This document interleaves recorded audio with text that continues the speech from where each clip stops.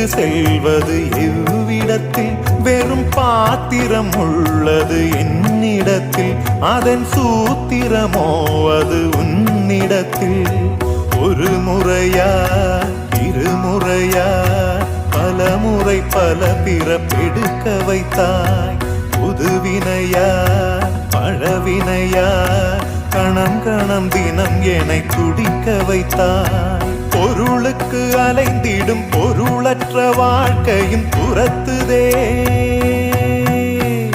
உன் அருள் அருள் அருள் என்று அலைகின்ற மனம் இன்று பிதற்றுதே. அருள் விழியால் நோக்குவாய், மலர்பதத்தால் தாங்குவாய். உன் திருக்கரம் என்னை அரவணைத்துனதருள் பெற பிச்சை பாத்திரம் ஏந்தி வந்தேன்.